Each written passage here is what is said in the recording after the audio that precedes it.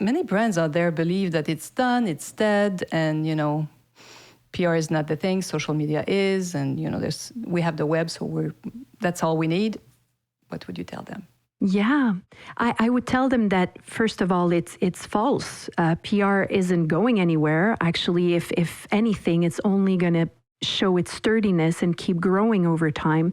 Social media is great. Don't get me wrong. I've grown most of my business with social media, but social media has a range that is very instantaneous and very limited. Once you exceed that scope of instantaneity, social media loses a little bit of its power. And so I find that PR and social media go hand in hand. They are two facets of a single coin. You need one to have the other, and vice versa. People who invest all their chips into social media will have maybe like a little wave, but they're not going to have a tsunami. Bonjour. Hello, everyone. I'm Nata, host of the NATA PR School podcast. You're a successful entrepreneur or marketing manager, and you're about to launch a new product or service? Or you've been selling your goods for quite some time, but you want to learn how to increase your visibility, get known, and reach more clients? At NATA PR, we deal with real clients every day, and we'll teach you simple, fun, and honest PR solutions. You'll learn easy steps to combine PR to social media right now. Keep listening, and let's get started.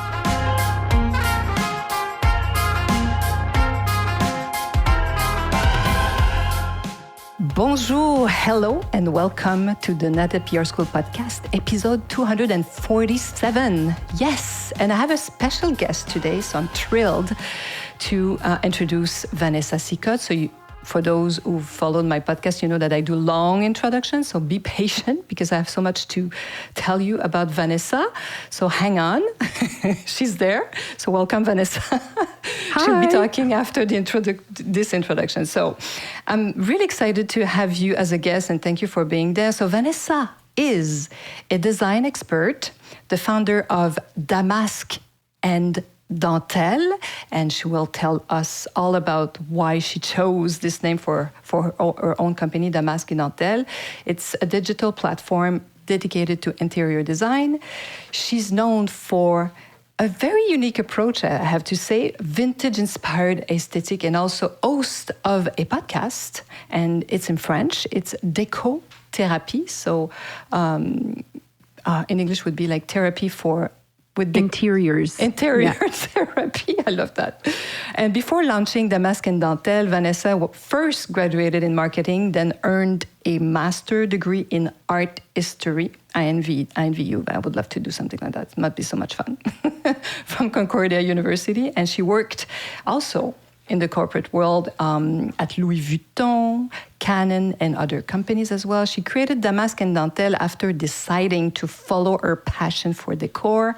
And today, she embraces a new professional challenge.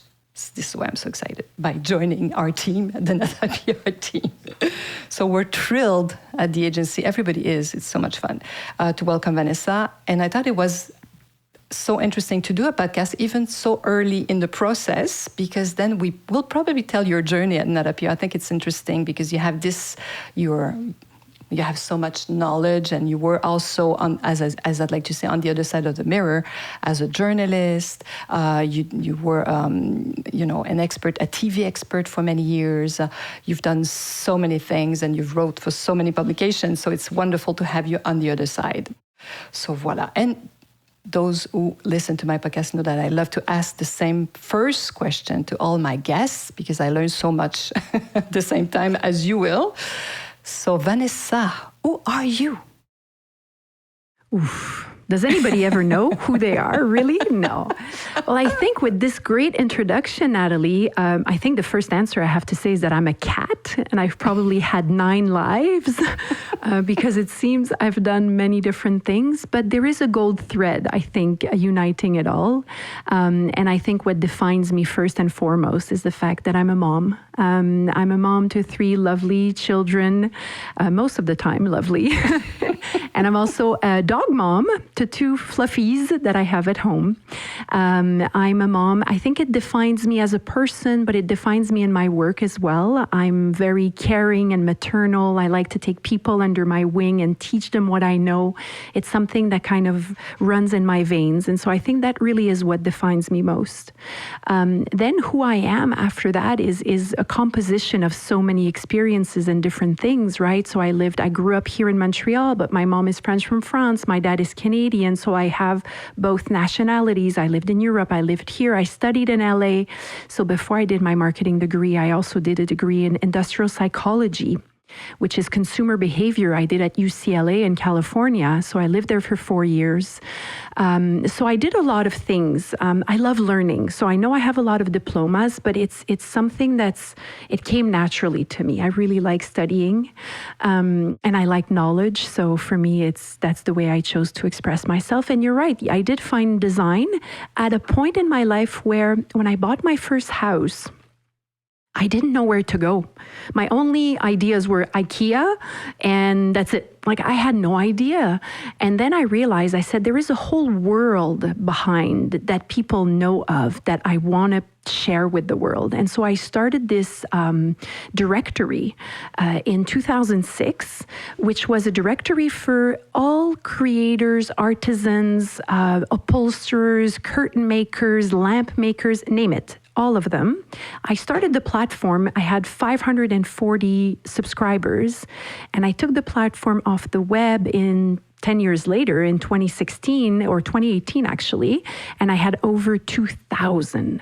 So that's how much creative talent we have here in Quebec. That's and the massive, reason why knowing that we're just about 9 million people in the province of Quebec in Canada. Absolutely. So having 2,000, we are such creative people. It's crazy. Yeah. And I took it off the internet back then in 2018 because, social media came around and people were searching. Like a directory in the more old-fashioned kind of sense had run its course, right? So people were now online and all that. So I didn't disappear in 2018. It's just the directory in its original form morphed, changed, and I went really to social media instead. So yeah, the company's been existing all that time. So this is who I am in a nutshell. Yeah, and I have to ask, because I'm sure some of our listeners are wondering where does Damask and Dentelle come from? Yeah, it's a good question because my when you do a business plan, when you're a young business person, you get accompaniments from some agencies, right? And the agency that accompanied me said, it's the worst name ever. You should absolutely change it. They said, you will get no referencing from this. People will not remember it. And I stuck to it. I had a dream. In my dream, that was the name. So it's actually a word in English, which is damask, which is a very historical fabric going back to the kings of the 14th and 15th century. It has this kind of artichoke shape. It's usually made of very thick fabric, woven. And then dentelle is a word in French, which is lace, right? And lace is very delicate. It's full of holes. It's very transparent. It's also very feminine. And so I thought that these two words together, one very strong, one very delicate, also one in English and one in French, I just felt they really represented a little bit the dichotomy of the country in which we live, right? Or the province in which we live. So true. With its two languages and its aesthetic aspirations, a little bit rough around the edges sometimes, but also very refined and very European. So we have both sides. And I just felt like the name really encompassed both of those aspects. And you were right to follow your instinct, because 20 years down the road, people remember. Sometimes they might not remember the two words, but first of all, they know, it's two words. Sometimes they remember Damask and something else. So I think it's a wonderful name. Yeah, no, and my name, Vanessa Sicotte, is pretty common. There's other Vanessa Sicottes in the province, one of which was a little famous for a while. Yes. We're not going to get into that story. So, it also gave me something to differentiate myself, right? When you have a brand under which you operate, it's something to distance yourself if you need, but it's also something to associate yourself with. And in my case, my brand and my name are two separate entities, and it gave me a little bit of anonymity, which I kind of liked. So, yeah, I really like the company's name. Well, this is NATA PR podcast, and thank God I didn't choose my name as a name for the agency, because sometimes when we're young, we don't really know, and we pick our own name, and many agencies wear someone else's name. And the fact that it's NATA, some people call me NATA now, of 25 years later, of course, but it's also not me. So yes. This could be another podcast just on that. For sure. No, on branding, it's really important because, to give perennity, to give time to your brand, you need to be able to dissociate yourself from it. And especially when you are a one-person brand, when you are so closely associated with that brand, it's very hard to ever either sell it or divest it or make it part of something bigger, because people want you. They want Vanessa. But if it's Damask Dentelle, then it doesn't matter if I'm there or not. They really want the brand. And so that was important for me from the get-go, because I wanted to give myself that opportunity. So anyways, it's worked well for me. And of course, I'm curious. So I'm going to ask a question that our readers, our followers, I should say, people who listen will discover as I will. So can you tell us more about how your interest in public relations starts? How did it happen? How did it start? Yeah, it's kind of a funny. Well, it's a funny story. It's interesting because it's not something that I had anticipated, and it's something that kind of dawned on me. Is that for the past 20 years, what I've been doing is a little bit like public relations. It's not PR, but it's close to it. PR really has this human aspect of making a brand visible, making a brand accessible to the masses, making a brand seen, making a brand be understood, explaining a brand or explaining some kind of thought process or some kind of corporate philosophy. It's really what I've been doing with Damask Dentelle for the better part of 20 years. And so once I realized that, I was like, there you go. So I'm not pretending that I know all of what PR really is. I'm learning every day, and your team and yourself are really helping me with that. But I think there is something really genuinely innate in my way of doing business, which is related to public relations. So it kind of dawned on me, and I was like, kind of an aha moment, when you go, what? I could have been in PR all this time? Yes. Yeah. We're going to catch up. Yeah, exactly. But it's interesting. No, it's never too late. But it's interesting. In 25 years at the agency, of course, I've hired some other people, some other journalists, some people who were like producers, people who do research for TV shows. And it's so fun to work with these people because you understand a big part of our world, like more than 50%, which is the media side, what I call the other side of the mirror. So we can tell right away that it's quick. So you learn quickly what we do. So most people who come, they have to learn both sides, but you have already like more than 50% of the knowledge, so which is amazing. It's well, fun there are codes for sure, right? So it's a way of operating. I was lucky enough to be in front of the cameras for a few years, and I definitely did learn a lot in that process as well, right? There are ways of operating, ways of being, ways of communicating. And so, yes, I did learn a lot from that side. And now I'm happy to see, like you say, the other side of the curtain. I feel a little bit like the Wizard of Oz, I can see how the magic happens now. Yes, exactly. Yes. Yeah, and I find it fascinating. And we have a lot of fun. People don't know it, but it's a very creative profession. So if you are a young student out there and you're wondering what you want to do in life, and you have ideas and you like to create and put your ideas forward, PR is extremely creative. Of course, Absolutely. There's a lot of repetition and there's some stuff that we do every single day, but we always look for something new. How can we do something different to make our client shine better, or grab the attention of more influencers in a certain way. So I love it. I still love it because we have to find ideas probably every single day. We're looking for new ideas.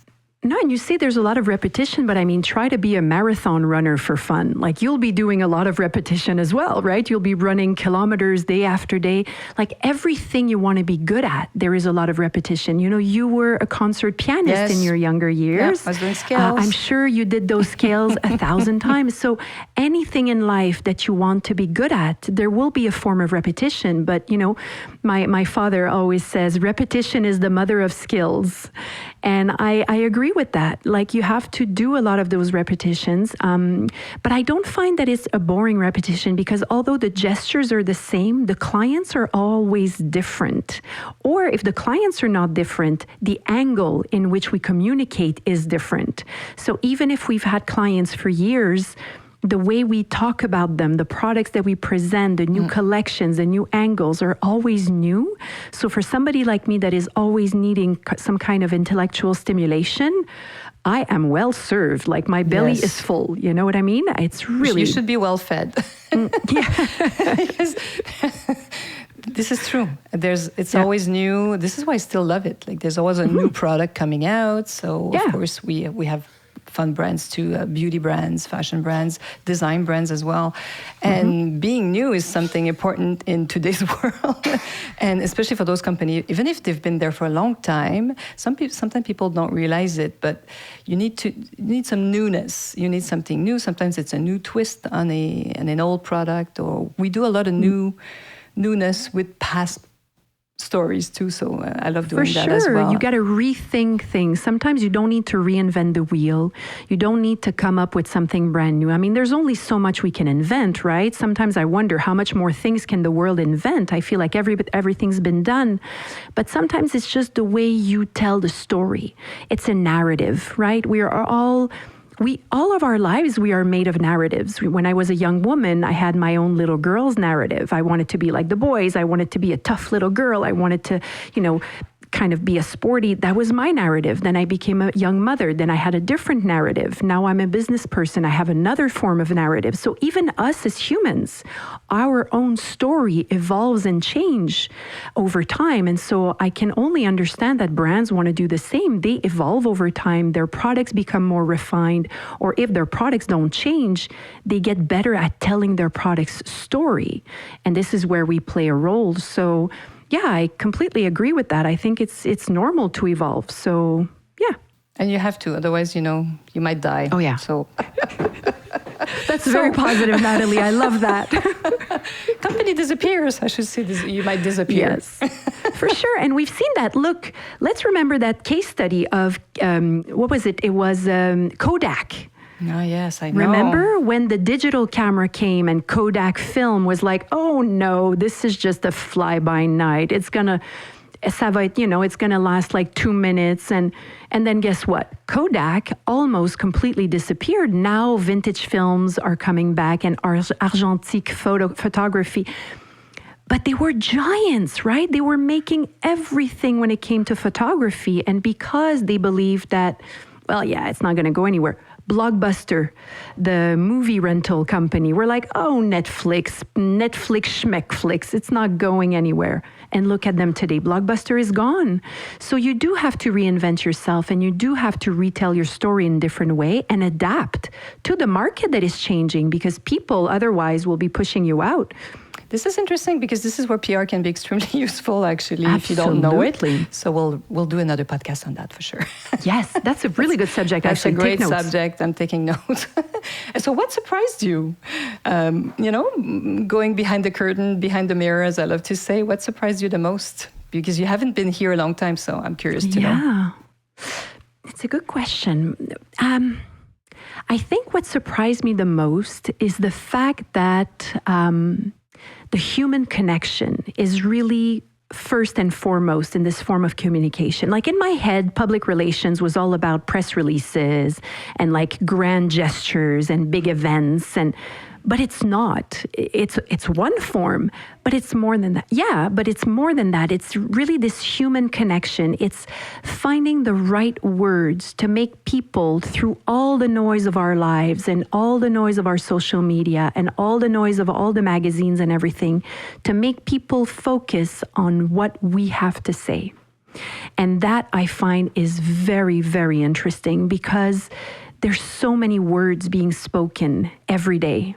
What will make your words stand out? Yeah, that's a good point. This is our main challenge. And this is what's so much fun too, to find how we're gonna, grab the attention of the right people and what will be, something that will attract their attention and be newsworthy for them. So I love that. It's a big challenge and it's fun. Yeah, it's fun and it has value added. Yes. It's not just finding the words that are going to shock people. It's finding the words that people will be able to use in their lives, or words that will make them have an emotion, words that will make them feel like they're being seen or they're being heard or they're being understood. And so I find this is very, very human. And I find that in this world that sometimes, even for me, feels like it's going too fast, finding these moments of human connection, I find that very reassuring and very encouraging. And I really, really enjoy it. Yeah. And this is why PR is not going to disappear. So I wanted to have your say on this, because what would you tell a brand now that you've done this big move to enter the world of public relations? So what would you tell? Many brands out there believe that it's done, it's dead, and PR is not the thing. Social media is, and we have the web, so that's all we need.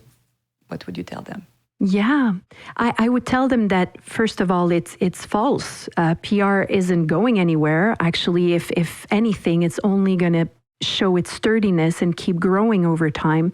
Social media is great. Don't get me wrong. I've grown most of my business with social media, but social media has a range that is very instantaneous and very limited. Once you exceed that scope of instantaneity, social media loses a little bit of its power. And so I find that PR and social media go hand in hand. They are two facets of a single coin. You need one to have the other, and vice versa. People who invest all their chips into social media will have maybe like a little wave, but they're not going to have a tsunami. You know what I mean? Like they're going to get a little, ooh, and then it's going to fizzle out. All the articles that are referenced on my own website, all the things that people talk to me about, they're not posts that they've seen on my social media. They're things that were written about me 10 years ago, articles that are keep circulating and big magazine features that still are valid because the links are still, SEO. That's it. It's online and it lives forever. So I find that one doesn't exclude the other, and I find that we shouldn't limit ourselves to just one strategy. The other thing also is that if you want to start navigating on social media now with the algorithms that are changing so fast, you better have some good pocket change, because you're going to be boosting those posts and you're going to be paying those influencers and you're going to be investing a whole lot of money that you could have probably bigger bang for your bucks if you did a PR campaign. You know what I mean? It's going to last longer. You're going to have lasting effect. So for me, it's a no-brainer. Do social media, but do PR. I agree. We complement each other. This is why I like when people come from the web sometimes and they have their social media platforms. They were very successful on their social media platforms, but they come to a point, many of them, clients that come to us, they're like, I can't seem to break out of my community, and it's sometimes difficult because of the algorithm and all that. So this is what PR does too. It's going to help you be visible to so many other people and a lot of different people all at once. Even sometimes local media, and we underestimate sometimes smaller media, and they can have a huge impact. Huge impact and direct impact, immediate impact. No, absolutely. And I think, a little bit like the way we plan in our own lives, we plan things that are immediate. What am I going to eat today? What am I going to do today? Am I going to go to the gym, or am I going to go to bed early? But we also plan for the future. Am I putting money aside? Am I going to buy myself a house one day? Am I looking to have a dog? Or we need both in our lives. We need moments that happen now, and we need moments to look forward to, and moments that are going to have a lasting effect in our lives. So for me, it's very counterintuitive when I hear people speak of social media in such absolute terms, like social media is the end all and be all, and there's nothing else outside of social media. I find it's pretty limiting. You know, you need to keep your eyes open and you need to do more in order for your brand to really resonate. And you don't own those contacts too, so you have to be very careful. Remember when they wanted to shut down Vine. TikTok? Remember when they closed Vine? Oh my goodness, there were people, they were viral on Vine. And then one day, Vine gone. Millions of followers. These people had invested all of their energy on Vine and then boom, gone. Yeah. So true. That hurts, you know, like you got to start from scratch. Yeah. That's why I always kept my blog also, even though blogs are not as big as they were. I keep it because for me, it's my house. Yes. I have a house on Instagram. I have a house on Facebook. But they're not my house. I'm renting. No, it's a lasting effect too. Like it's going to stay there. It's not going to disappear. My blog is my house. Yeah. So I keep it. Yeah, I keep it because it's my home. It's something that if Meta decides to charge a fortune and I decide to opt out, my blog will be there. Yeah, it belongs to you too. Talking about social media, so what are your practices? Are you present on tens of thousands of platforms or? No. I mean, look, I don't know if you at home that are listening to us, you will feel the same way, but man, social media is exhausting, right? It's everything. It's every voice. Every social media platform has a different tone, a different voice, a different approach, a different way of communicating. I can't. Honestly, I tried, but I've opted out of many platforms. Now I concentrate mostly on Instagram because what I do is visual, so I need a visual media, and I focus on Pinterest. And I know Pinterest, a lot of people are like, oh, it's only, for wedding books and stuff, but actually the referencing power, the backlinks of Pinterest are amazing. As a brand, get on it.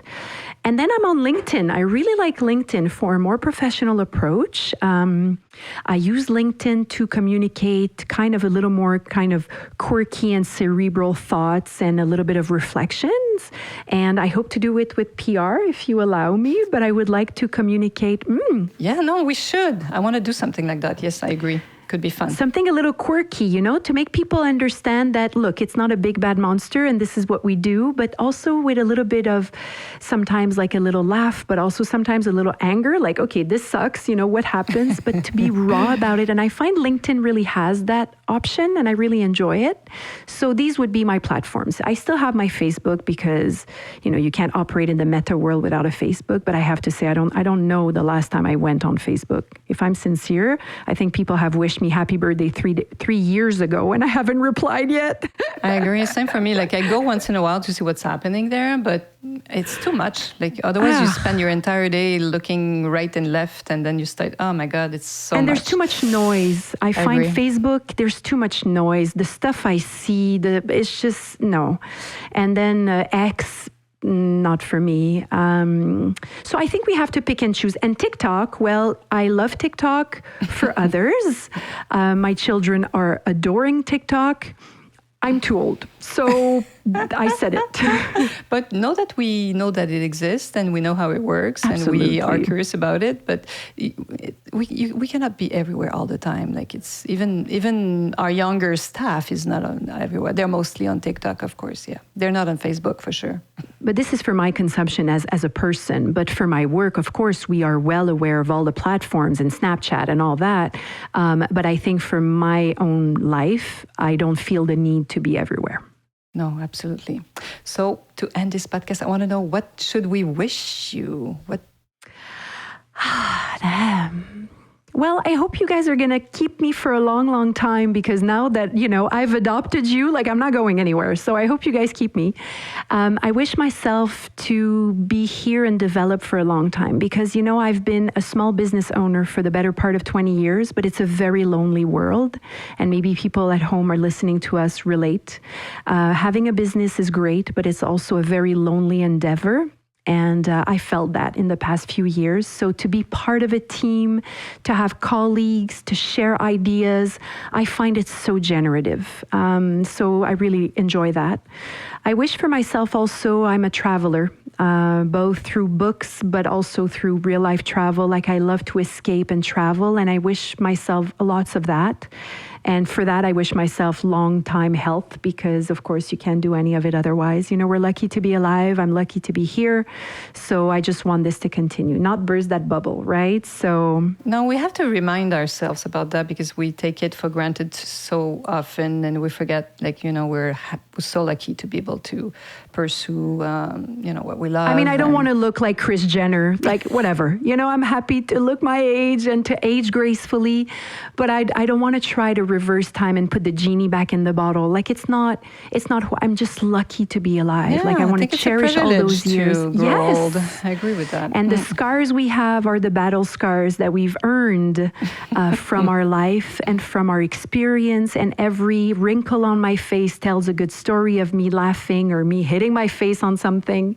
So, you know, I feel that it's part of who we are. But again, I have absolutely no judgment for whoever chooses that. But for me, it's really just embracing what we have now, making the best of it now, and just having a long, happy life, enjoying every moment. Let's have fun, people. Yeah. You know, let's enjoy life. Maybe maybe paradise is here. We don't know about the other side. So let's have fun. And let's do this again. I wish for us to do this again, because this is fun. Of course, I'm gonna invite you again, definitely. So we'll find some topics, and I'd like to have also your, your comments and what you've learned. It's always fun for us to discover how we are perceived, and sometimes we forget too, because we are, as I mentioned, you know, as you mentioned, behind the curtain, on the other side, and sometimes we forget, and there are things that we're like, oh, yeah, this is true. This is what we do, and yeah. So, of course, I've done a few podcasts. This is the 247th. So, of course, there's a lot of PR talk behind it. But I think it's you can probably sense it. It's kind of a new chapter, even for me. I've been doing it for a long time. Well, next time, Natalie, you've asked all the questions today. But next time, we're turning the microphone. I'm asking the questions, okay? Because now, like, it's easy. You're asking all the questions, but I want to know stuff too. So next time, Natalie gets to answer questions. If you like that, leave comments, send emails to Natalie. Let's pressure Natalie, okay? You send her emails and you tell her that you want her to answer questions next time, and we will. Yeah, let's do that. It could be fun. Well, thank you so much for being my guest today. Thank you for having me. It was such a pleasure. And I hope you enjoyed the podcast too also, my PR friends. Of course, if you want to know about Vanessa, all the links are always behind in the show notes, so you can go and click and look. And hopefully you'll be listening to this podcast or watching us in 2 weeks. For those who know, I publish a podcast every 2 weeks now. And hopefully you'll be coming to our events, to our trainings. So voila, and I will be inviting you, Vanessa. So maybe next time I'll be answering your questions. Yes, that's a good idea. That sounds great. All right, thank you. Thanks for listening, everyone. Bye. Hey, you want to learn more about how to implement PR strategies? Head on to natapr.com and get on our list. You will also receive the NATA PR model on how to create a successful PR campaign. If you want to become a client, just send us an email to nata@natapr.com. Talk to you next week. À la semaine prochaine.